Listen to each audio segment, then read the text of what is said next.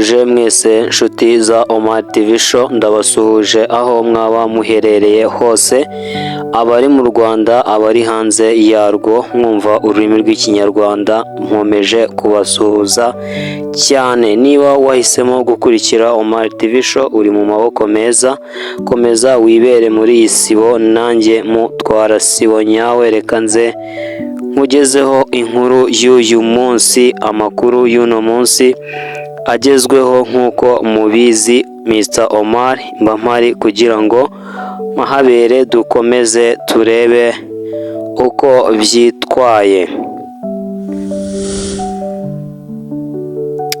Nk'uko rero abanyarwanda bose muri rusange mwamenye ibyabaye uyu munsi, cyangwa se inkuru iri hanze uyu munsi, abayisilamu bose bo mu Rwanda ndetse no ku isi hose muri rusange basoje ukwezi kwa Ramadhani, igisibo bari bamazemo iminsi igera kuri 29 yose kuri kalendari y'icyarabu, cyangwa se iminsi 30 kuri kalendari isanzwe iyi ngiyi ya Geregware. Rero abayisilamu bose uyu munsi kuri iki cyumweru itariki 30 z'ukwezi kwa gatatu 2025 bose bakoze umunsi mukuru wa Eid al-Fitr.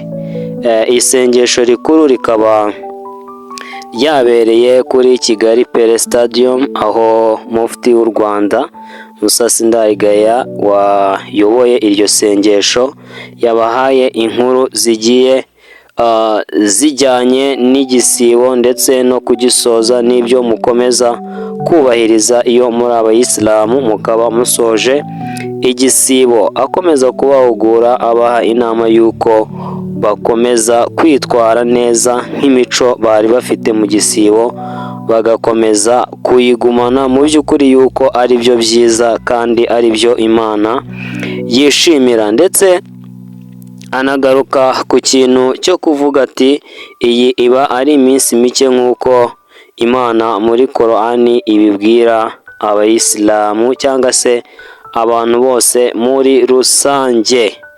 Ariko Omar TV Show twe twakoreye iri sengesho, cyangwa se twe aho twari turi twagiye kureba abayisilamu baho uko bo bari bameze, ndetse na mudu bari barimo kuri uyu munsi. Hari ku musigiti w'Ikarenge mu karere ka Ngoma, niho twe twabashije kuba turi dukurikirana ibyaho, ndetse tuza no gukomeza tubereka uko byari bigiye byifashe, abayisilamu uko bitabiriye, abayisilamu ukuntu bari banezerewe mu gusoza uku kwezi kwa Ramadhani, abantu bavuga bati rwose uku kwezi kwari kwiza, Imana izaduhemo imigisha igiye itandukanye kandi inadushoboze no gukomeza injyana cyangwa se no gukomeza umurongo twari turimo mu kwezi kwa Ramadhani.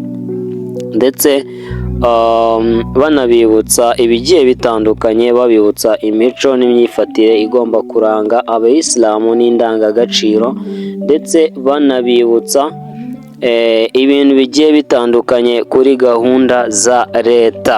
Mu by'ukuri hano mu karere ka Ngoma, nubwo muri gahunda ya leta yo gufunga insengero n'imisigiti bitujuje ibyangombwa, kuri uyu musigiti w'Ikarenge utari wujuje ibyangombwa ubwo bahagarikaga insengero n'imisigiti bigiye bitujuje ibyangombwa, ariko mu by'ukuri umusigiti ho umeze neza cyane, ndetse barasoje ibikorwa byaho, urebye bigeze kuri 95, ndetse ikibura kugira ngo babe bakemererwa gukora cyangwa se bafungurirwa ni gate, ni porutayi. Babwiye yuko bagomba kuba bakubaka, ndetse kugira ngo parikingi yabo ibe iri protective, ibe irinzwe ndetse imeze neza cyane. Ubwo abasilamu b'Ikarenge ndetse n'abayisilamu bose bo mu Rwanda n'abo mu karere ka Ngoma ikintu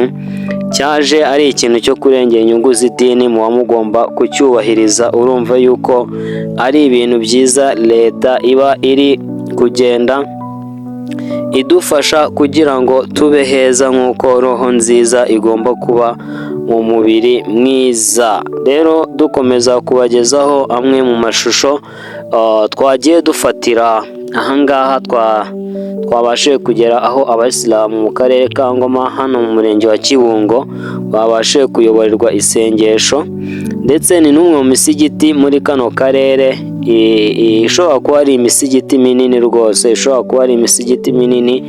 Twari duhari kuva mu gitondo, isengesho ryatangiye ku isaha ya 2:30. Isaha ya 2:30 nibwo isengesho ryabashije kuba ryatangira, risozwa mu ma 3:30. Abayisilamu bibutswa gusangira n'abaturanyi, gusangira bike bafite n'abaturage, kugira ngo wa muco w'Uyisilamu ukomeze gusagamba kandi ukomeze kuba watera imbere. Ibi rero nibyo uwayoboye isengesho Imam Rashid yabwiye abari bari aho ngaho, ababwira yuko mu by'ukuri bagomba kuba babyubahiriza. Rero wenda ntago tuza kwizimba amagambo cyangwa ngo tubatindire, mu gusoza turagenda tubereka aya mashusho nk'uko mugenda muyabona. Ni amashusho y'Abayisilamu bari babashije kwitabira iri sengesho, ndetse ubona uko bari bicaye, abadamu bari hano inyuma nk'uko mugenda mubibona nyine, abagabo ndetse igitsina gabo nabo bari imbere. Murabona mimbari cyangwa se inzu y'umuyimamu nayo murayibona. Ni uku nguku byari bimeze, ni uku nguku mubona hadekoye, ni uku hameze. Insina murazibona yuko byari ubukwe. Mu by'ukuri urabona yuko abantu bitabiriye kandi bari banyotewe kongera guhura ari abantu benshi, kuko byaherukaga kera kuva imisigiti ifungwa, kuva imisigiti yafungwa igihe kingana n'umwaka urenga, ntago abayisilamu bari bwongere guhura ngo babashe kuba baganira nk'uko mubibona. Murabona yuko mu by'ukuri abayisilamu bameze neza cyane, barishimye, baratora takbir. Takbir ni amagambo asingiza Imana abayisilamu baba bari kuvuga mu gihe cy'ibyishimo nk'iki ngiki. Urabona yuko rwose ibintu bimeze neza cyane, bimeze neza.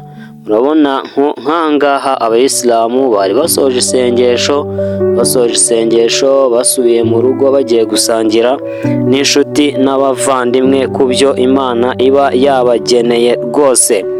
Rero mu gusoza ntago twasoza tutaberetse umusigiti w'Ikarenge uko ubu ngubu uhagaze, ndetse ni umusigiti umwe mu misigiti myiza, wubatse neza, umeze neza cyane nk'uko muri kuwureba, nk'uko mugenda mubona yuko mu by'ukuri ari ibintu bishimishije. Umusigiti warubatswe, waratunganyijwe, kandi ngira ngo muri kubibona cyane, muri kubibona kameramani uko agenda abibereka uko umusigiti ugiye umeze.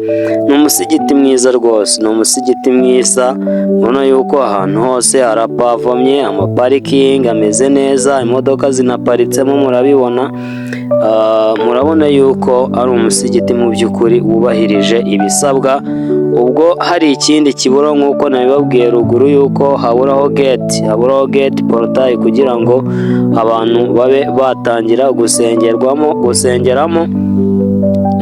Nibyo biburaho. Urabona nawe reba amatuwarete ameze neza cyane, amatuwarete nta kibazo rwose afite. Ngira ngo urabona yuko ibintu bimeze neza, amarobine y'amazi, ibigega byose mwabonye yuko ari ahantu hadekoye mu buryo bumeze neza, kandi nk'ibisanzwe isuku ku bayisilamu ni ibintu basanzwe bazwiho. So guys, mwese muba mwakurikiye iki kiganiro kuri Omar TV Show, mwese mukaba mwabashije kuba mwakitabiriye muri iyi sibo. Turabasuhuje kandi mu by'ukuri tubifuriza yuko mukomeza kugubwa neza, mukanda like, mukora share, mukora subscription ndetse munaduha comment ku byo wenda mubasha kuba mushaka kudusobanuza. Tubasaba yuko mu by'ukuri mukomeza kudukunda kandi munadukundisha bagenzi banyu. Omar TV Show, ibiganiro nakagaruka kandi ndabasuhuje cyane nanabasezera. Njye ndi Mr. Omar.